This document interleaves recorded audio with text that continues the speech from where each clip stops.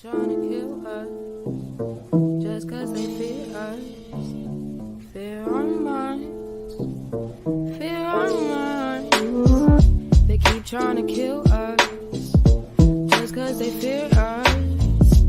Fear our minds, fear our minds. They keep trying to kill us just cause they fear us.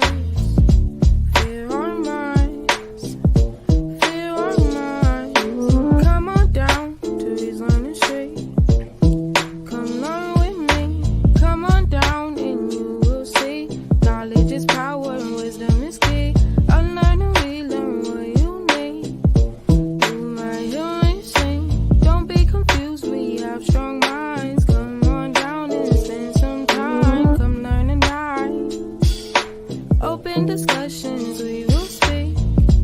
Can you hear me? Come respond to me. They keep trying to kill us just cause they fear us. Fear our minds, fear our minds. They keep trying to kill us just cause they fear us. Fear our minds, fear our minds.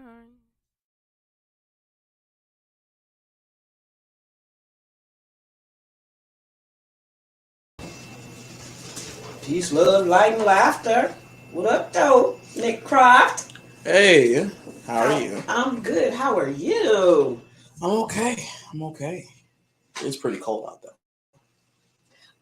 You know what? It is cold. Warmer than it were. It's still cold. Yeah, it is. I'm saying, it's pretty cold in the deep. We cold-hearted here, though. You know what I'm saying? It is what it is. It is what it is. Will you please introduce yourself so that I know and anyone that watches this knows where they can find you at, should they want to see any of your artwork or get in touch with you for any artwork that you may want or they may want to do for you?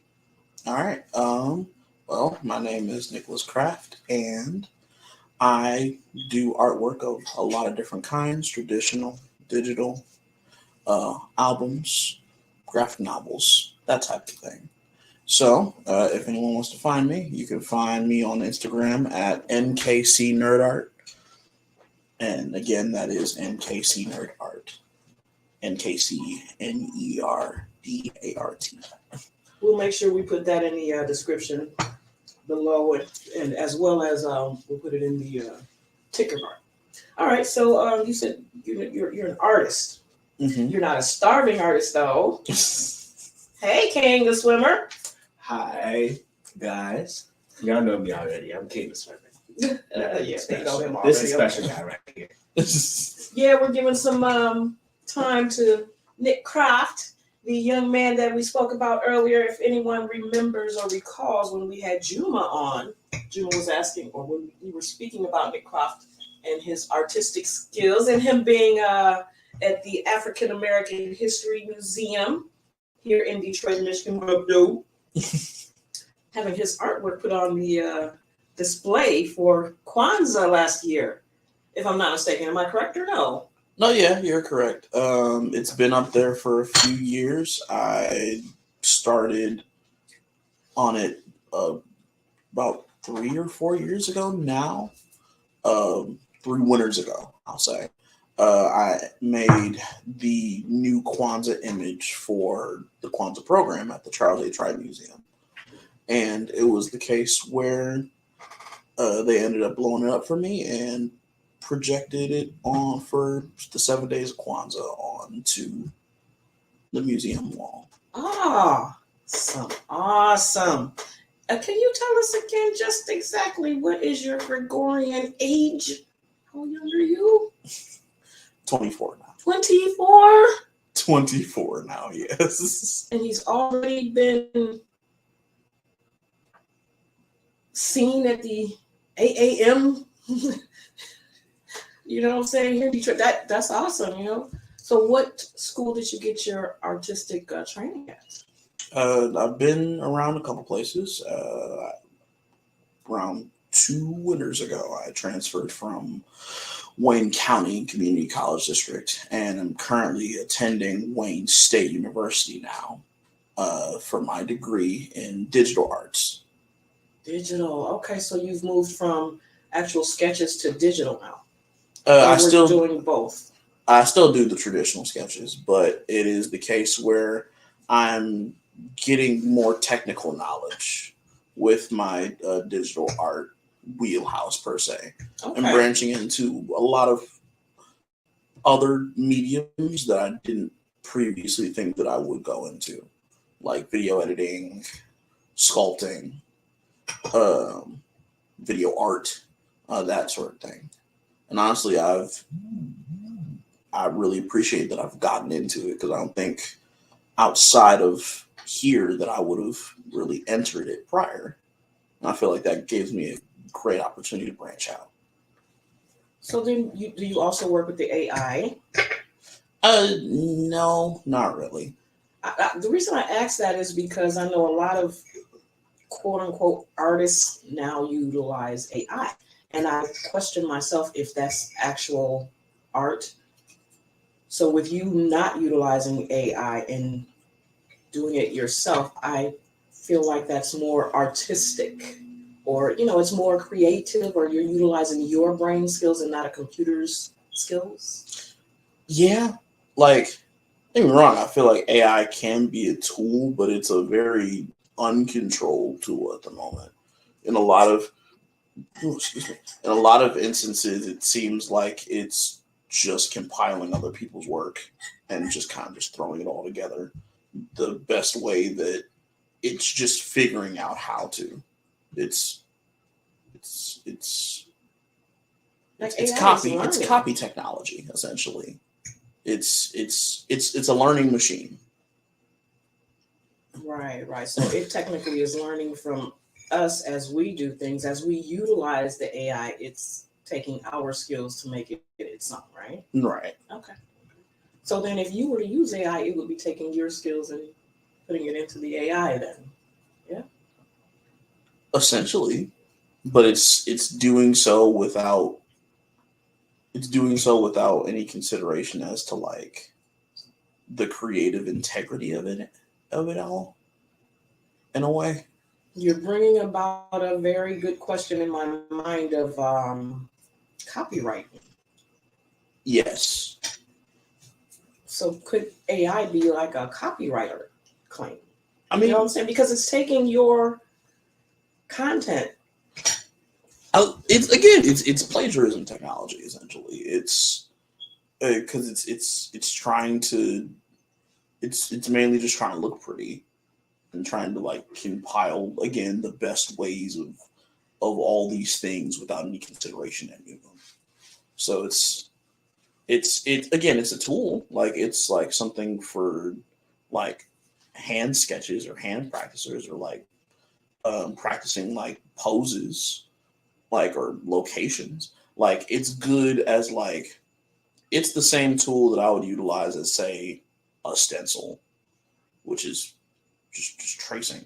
Like it's not any of the work yourself. It's transplanting everything, and it's not like I would definitely put AI art in the same mindset as like tracing.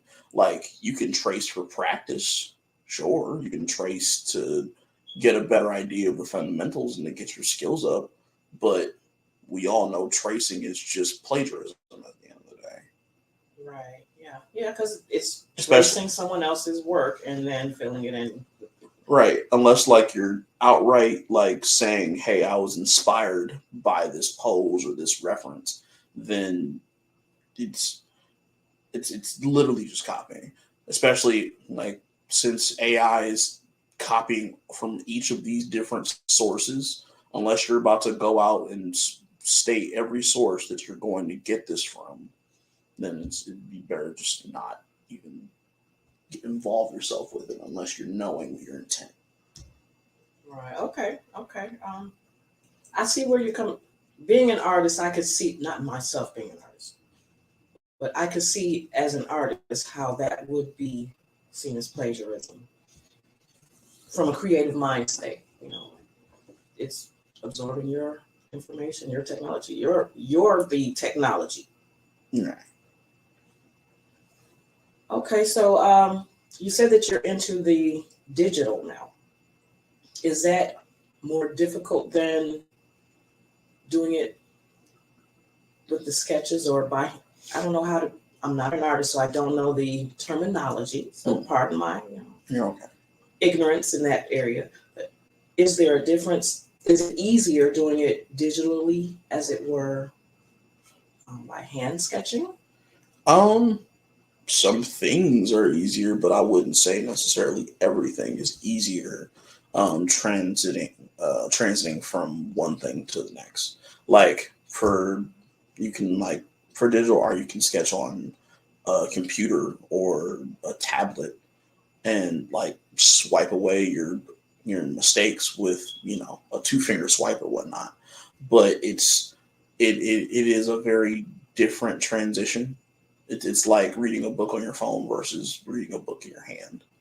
Like you can do both, but it genuinely does not give the same feel to it for either one that you do. Okay. Though I do feel like that can vary from person to person. Did I hear you tap? So we were speaking about the AI and the tracings. Can you go further into AI being that? Continue with that statement. I feel like AI is no different from tracing because, like if you want to use tracing as like a tool to help you with the fundamentals, then sure. But at the end of the day, tracing is still tracing, and if you're tracing, not crediting someone who you traced from, then obviously that would be an issue. Okay, now before we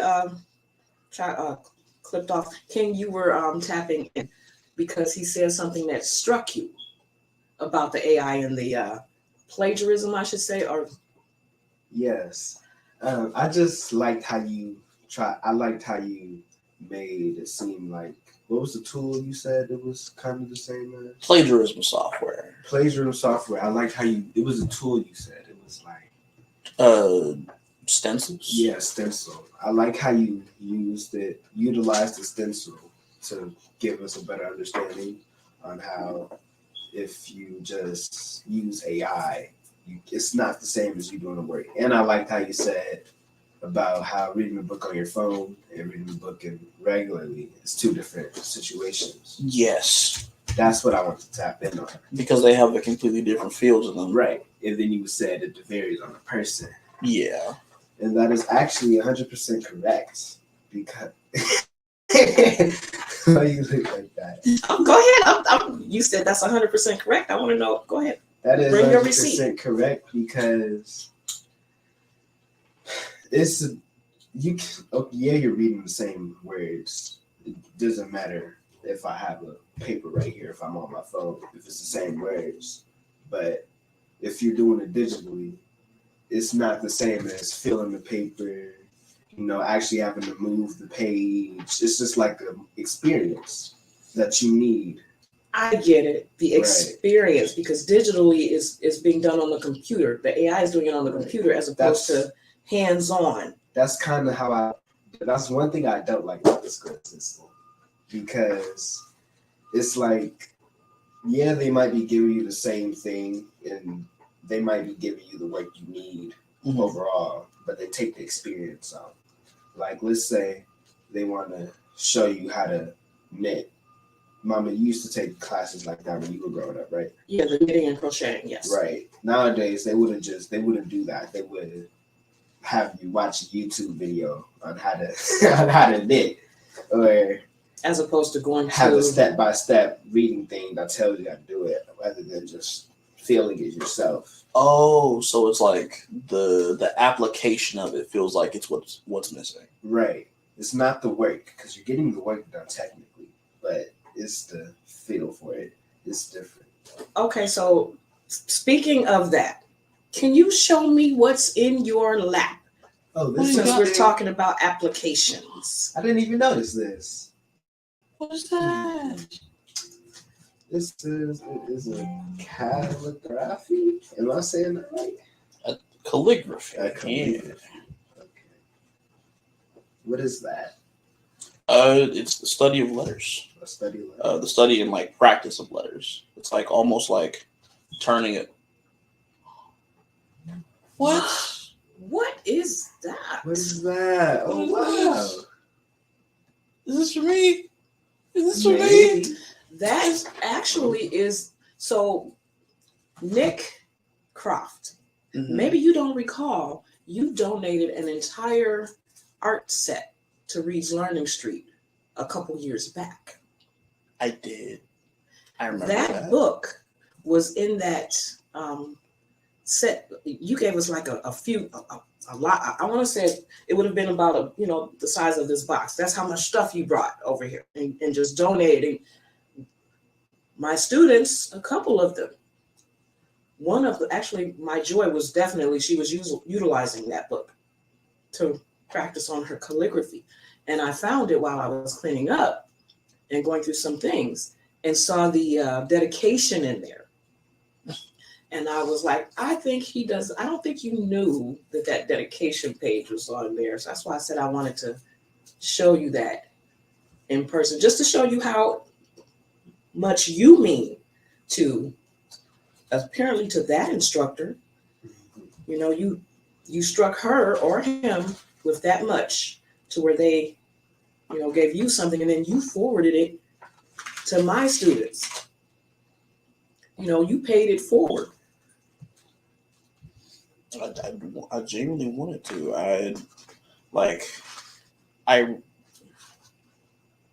You are looking through that book like it's nostalgia. No, like that was years ago. It is genuinely nostalgia. It's been a minute. It's really been. Thank you so much. I thought you might have wanted that, or at least to check it out. That's some powerful stuff there. Not many. They don't. First of all, handwriting is no longer not handwriting. Cursive writing is no longer in the school system. I think only a few different school buildings have brought it back to where they're letting the children, because most of them do their work on the computer screen. As King was just saying, application, applying the artistry. Writing calligraphy is something you can't learn just watching it, a YouTube video. You would need someone like yourself who's very practiced in it and very versed in it to show the hand stroke. Look at, let me grab your hand and show you how your hand should be stroking, or, what I'm saying? The application part. Am I making connection here? Yes. I thought that was very important piece of connection between the application and the AI. You are the AI. The AI gets the calligraphy writing from you. When you use your sketch pen and you're writing your hand strokes for the calligraphy and etc., the computer is memorizing it, taking it in, and now it's going to write it, which is how a lot of those hand or the writing styles got into the computer. I am enjoying this conversation. Before we go on, I want to make sure that everybody knows that these are two rising artists. Even though we're just having a round table conversation, a square table conversation around it, pun intended. And it's just like it's just us. Somebody may need to hear what we're talking about. They may need to have that little bit of motivation to, get to the next step, to say, okay, well, if this young man as a 24-year-old a few years ago made it to get his artwork into this big museum, it's quite possible that I, as a 14-year-old, 15-year-old, or, whatever age, will also be able to attain, quote unquote, that said type of notoriety. I don't know if that's the right word, but getting your name out there.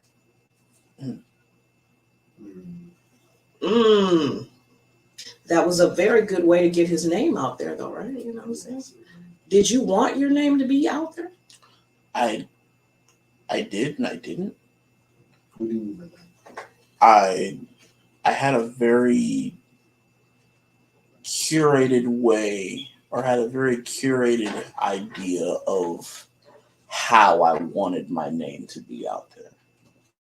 And like the thing is, I'm realizing I can't necessarily always control that. I can do work where I can to like help shift that, but I can't. I'll never be able to not have room for error, as it's called, right? For lack of a better term. Right. Like error will still be had somewhere. Mistakes will still be made. Assumptions will still be made. And so I'm working on more on taking steps to get better at not necessarily being so concerned with with every single detail of how this image is curated. I think an artist is never satisfied with their work. There's always something that can be done better. Yeah. I mean, but even before getting to the work, sometimes it feels like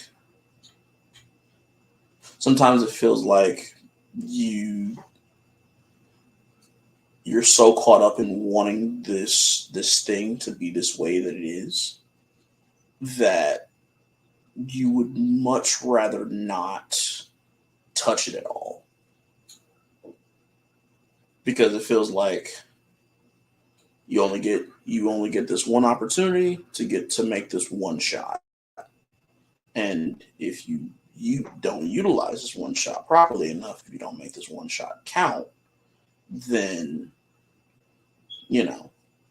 it feels like it's not worth it. It feels like unless you get this thing with 100% accuracy, 100% confidence, that you will be able to make this image, or have your name out there, or be able to succeed in some certain way, whatever way that may be.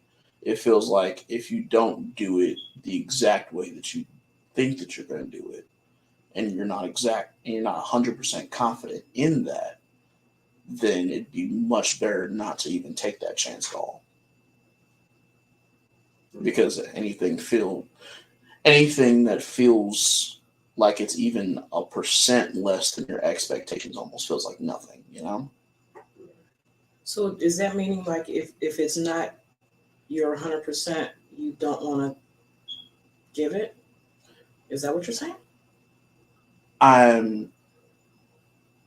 In a way, it almost feels like unless I can confidently give him 100% and confidently know that it's going to turn out 100% of the way that I envisioned it, then it feels like it needs time.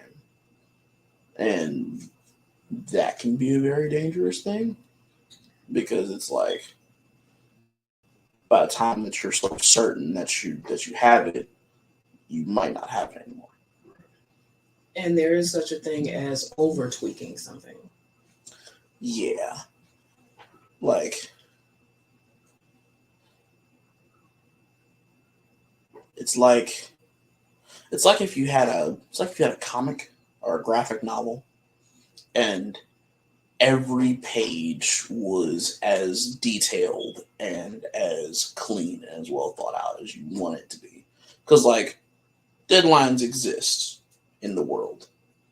And so like if every page was as detailed, for a lot of people that are reading it, that would kind of overwhelm them. I was just going to say that would be very overwhelming to be so detailed throughout an entire passage for me, because then I would get I'm thinking and feeling the headache, like, oh, there's so many meticulous words. So at some point, there needs to be a break. Take a deep breath. I'm going to tell the author, take a breathe, breathe. Does that make sense? Yeah. Well, going off that, do you guys feel like there can be too much love put into a product? I think no. I No. think the problem is, like I was talking about before, is how you display it. Mhm. If your love is very meticulous details, then probably yes. But if your love is okay, if your love is thinking about it and saying, okay, I have to give them this information one way or another. So how about I just find a way to give them the same information, but at a less confusing way, less wordy, less wordy. So no, it's not. You can't ever put too much love into something because love is something you need. You can put too much thought into something. Very profound thought or very profound statement. So you feel like the amount of thought put into a product can compromise the amount of love put into it? Yes. Huh.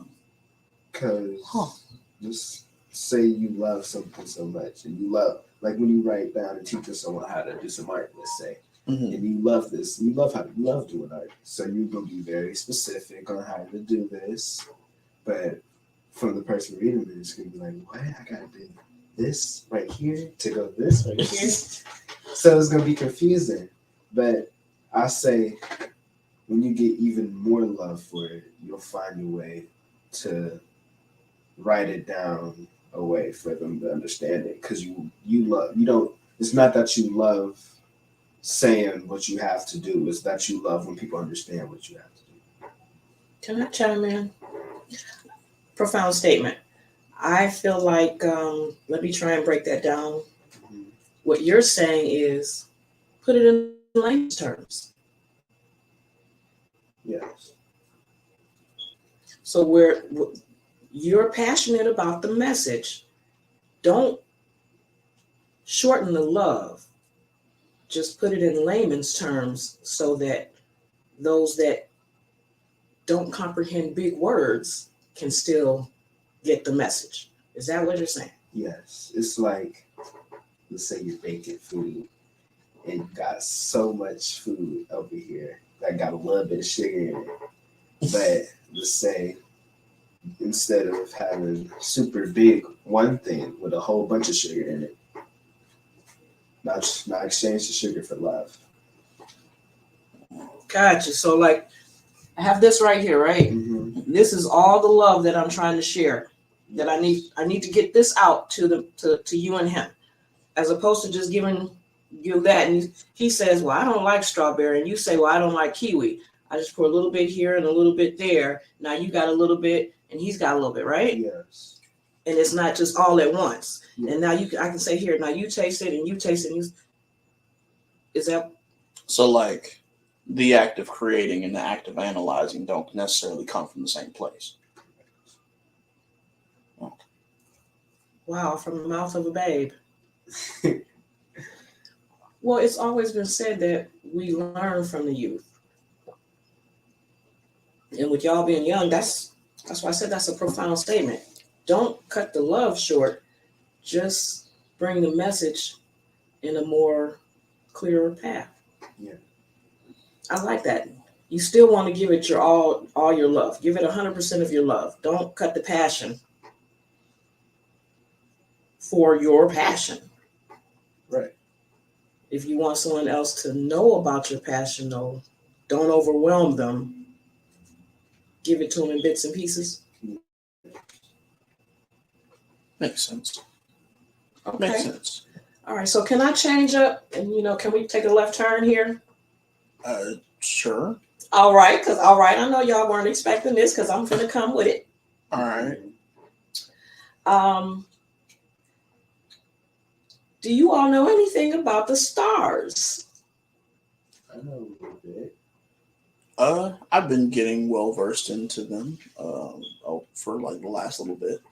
Oh, okay. So like astronomy, astrology? Yeah. Yes. I got yeses from both of you. I'm excited. Okay, so can you both? Let's start with you, young one, Okay. or I should say, young body, old soul. What are you? Can you share with us or with me? What is your take on the stars, astrology, astronomy? What have you learned about it? Well, I've learned the different embodiments of stars. I know stars come in I know stars vary in shape and size. Because it was a minute I didn't think the sun was a star, but it's a star. Like I said, I know a little bit about astrology, where the stars align in a specific way. I know some stuff about astronomy as well, which is dealing with the planets. And yeah, I don't want to get into that. Okay, all right. And Nick, can you let us know what you are familiar with astrology and astronomy wise? Well, yeah, I've been for the past 3 or 4 years now, been practicing astrology. And so like I've been getting more well versed with the vibe, for lack of a better term, that is like associated with like each of these planets and each of these bodies of each of these heavenly bodies, as they're called, like the stars and the asteroids and what have you. And like it seems like there's usually a debate over like what this energy is called, but not the fact that it exists. It seems like more often than not, there'll be like disputes about the fact that like astrology doesn't exist because it's a science, and it's like you're right, it's not a science, it's math. It's math and pattern recognition essentially. Like it feels like a lot of things that aren't science or things that are not within a specific like colonized academica, that they don't exactly have the same level of like prominence or value that they were like given once before, because of the fact that they've kind of been put in the hands of the common person. It's like you had philosophers and astrologers that were part of like king's courts, and were like farmers that were also held in high regard because of the fact that they would be the ones monitoring and growing this food year round. But now that it's kind of like gotten into the hands of like everybody else, essentially, this thing that was kind of like held in such high regard as being like exclusive has been essentially done away with by those that want to hold their status, because of the fact that they don't want to be held on the same level as those that they deem in other circles. And so they kind of bridge that gap, or rather widen that gap, by doing away with their knowledge of it or their value that they've associated with it. Okay. So you say those and them. Who are you referring to? Just generally speaking, people that have like been on what they might interpret as the right side of colonization, of capitalism, of being on the right foot of the imbalanced power dynamics and disenfranchised like class and systems that are out there. See, Nick is playing around with words. What? He's being politically correct. What do you mean I'm being political? Now, I feel like that is the proper verbiage. King, would you like to What's the question again? Okay. So we're talking about how you said colonization of astrology, astronomy, or how others have, how it's been put in the hands of, or rather, how it's been put in the hands of just the general everyday person, and how you said commoner. the common man, as it would be interpreted. Okay. So, And like, you said that it started with philosophers and astronomers, astrologers, those that would have been in Timbuktu at that type of a university. mm-hmm. The commoner was Tamahu. And once the information got into their hands, then they switch it around, or they make it how they choose to interpret. And then once they put it their way, then they demonize us for doing it, and then exemplify themselves, which is where it's at now, where everyone is like, oh, this is such a great thing because they have gotten it from those who appropriated it or colonized it from the originators. Did I say it politically correctly? You know? That's about it. Because if we think about it, the Dogons, up until what, a few years ago, the Dogons have always known about the placement of the planets. The stars. Say that again? They've known about the stars. The Sirius A and B and all of that. And up until a few years ago, when the troglodytes, the Tamahu, when they were finally able to see what they were talking about, the Sirius A and B, that's the only time that they said, oh, they did know what they were talking about. Well, we've known what we were talking about all along. Anytime before they realize they're crazy. Exactly. They don't know how are they able to. Again, you were utilizing that word of colonized, where they colonized astrology and they colonized astronomy. I just wanted to be specific with the colonization. But more than that, it feels like any academica that now feels like it's no longer exclusive to those that were doing the colonizing, essentially, Tamu individuals and what have you. It feels like now that these things are no longer exclusive to them. They've done away. They've separated it. They've widened the gap, as I said before, and like by that I mean like anything that is part of that bubble, anything that's part of that bubble of like exclusiveness and high esteem. Any aspect of that is touched, they sever off. So in my terminology or in my interpretation, that would be demonizing. Yeah. It's very much like say seasoning. Like how seasonings were like hunted everywhere. And then it got into the hands of what were at the time slaves, because of the fact that they would season their food so that they wouldn't be eating just straight rotting food. Flag on the plate.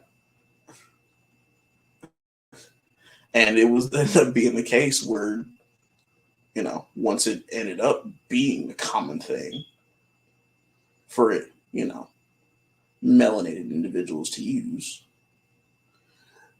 that other individuals did away with it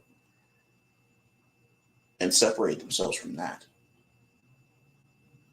Why is it that that's a whole nother subject. So I'm not going to get sidetracked. Let's stick to where we're at. It definitely has its connections and like credence in those circles.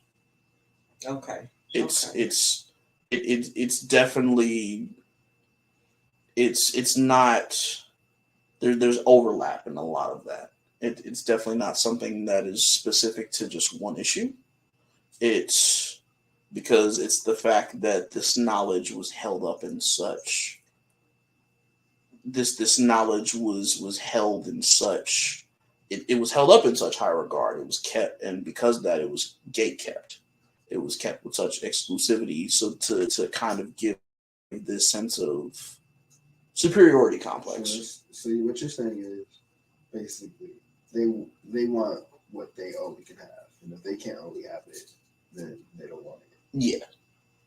Okay. I like how you broke it down to layman's terms. You spoke meticulously. You broke it down in layman's terms. That's why I wanted the two of y'all here to, to bring your thoughts for the same subject. I can understand it, but I can I'm like a tool. It goes in one way, boop, boop, boop, boop, boop, and translates the other way. Like a calculator. Something like that. As in an AI. Right. Again, another example. Because that's how they be on AI. Mm. You can highlight something and be like, you want me to put this in different words? Yeah. So that's what you're doing. Yes. Now, also with you, if someone who they're like, it's too plain what he's saying. Mm-hmm. I don't comprehend what he's saying in such a. It's too easy. They want to challenge something. So now that's where you're going to say, okay, well, let me put it to you in these words. And then you're going to bring your interpretation. Right. Mm-hmm. Now, both of you all are very well versed and learned in astrology, astronomy. I know we do have to let King get ready to go to his C2 class in about 5 to 10 minutes. So I'm going to try and give these last 5 to 10 minutes, not last, but the next 5 to 10 minutes to King, if possible. Okay. I need y'all to bounce energy off of each other. Can you give me, Nick, a quick forecast before King's look for the next, a forecast for the next, what do you feel or see is happening in the space and energy currently? With Pluto being into Aquarius now. Oh, well, I know that there are definitely changes given the fact that Pluto's indicative of big changes, obsessions, doubts, essentially anything that has a deep-seated sense of absolute destruction to it. So, very much like Thanatos, like Hades. So, and then Aquarius, the sign associated with community, for lack of a better term. So changes, big dramatic, we can expect big dramatic changes in community, big dramatic changes in creativity. And of course that couldn't vary from person to person because everybody has a different Aquarius placement within their own energetic chart, as it's called. But it's definitely an instance of hard changes for Pluto has definitely been Plutoing as of recently. It feels it definitely feels like a lot of changes are going on in the community. A lot of, and it honestly, what could be destruction, but not necessarily bad destruction. Almost like erosion. Imagine how water erodes at grass plains to give ways to new structures. All right, it looks very bad. If I was over there, I'd drown probably. Quite probably. It's like how a flood brings about a new infrastructure.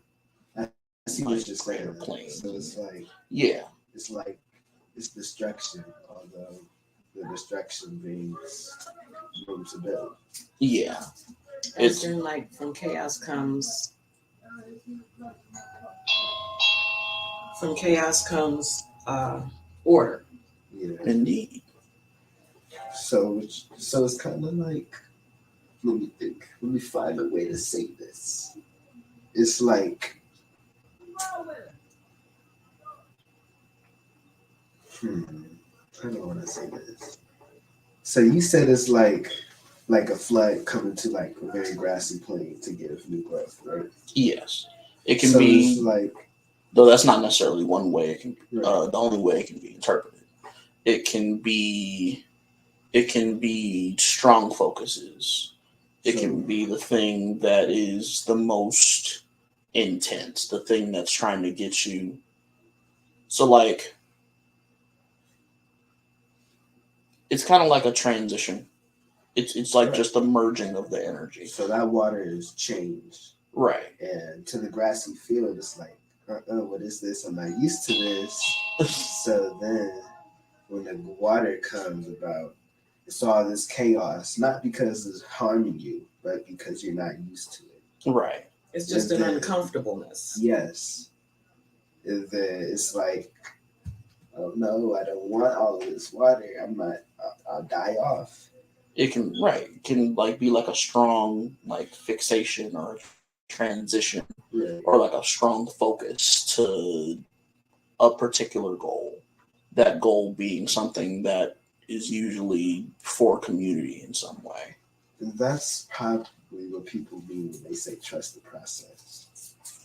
Because if you trust the process, even if you don't know what the process is, or if you don't know what's going to happen from that, if you trust the process, probably the situation won't be as chaotic as you seem it to be in the beginning. Well I said. agree. Well said. Yeah, very well said. Yeah. Again, it's like going through an uncomfortableness or a storm, and then on the other side, you come out and it's like, okay, now that I've been through that storm, I know how to get through that storm when I come across that particular storm. It's no longer going to be chaos going through it. You'll know how to maneuver through it the next time. Right. Speaking of storms, in the middle of the storm, it's like nothing. It's just beautiful. Beautifulness. The eye of a tornado. Yes. Yeah. You know, where it's completely calm. Calm, nothing. But everything around you is just in so much chaos. Yeah. You all are some savant. Is that what you said? Savant? Savants. Okay, yes. My profound star seeds here. Very well versed with wordage. Okay, that's what's up. That's the fire. Okay, it is 2:43, and we do have to let King get to his next class. So we're going to come right back with more with Nick. We'll be right back. Okay. All right. We are back now that KingTheSwimmer is gone to his class. This is Nick Croft with us, or with me, I should say, joining me. We are going to close out this live, bringing forth our artist. I want to make sure that everybody knows about Nick Croft. He is an up-and-coming artist as well as an up-and-coming astronomer, astrologist. He will be back to give us some more of his insights. Can you tell everybody where they can meet you at, find you, and etc., so we can get out? Certainly. Again, my name is Nicholas Craft. Thank you for having me on the recording. And you can find me at NKC Nerd Art on Instagram, Twitter, and all that jazz. Again, that is NKC NERDART. I appreciate you guys. All right, we appreciate you for joining us today. Peace, love, light, and laughter to all whenever you catch this. Thank you for watching our videos. Support who supports you, and check out some of our supporters. Definitely like, share, subscribe, and have a great day.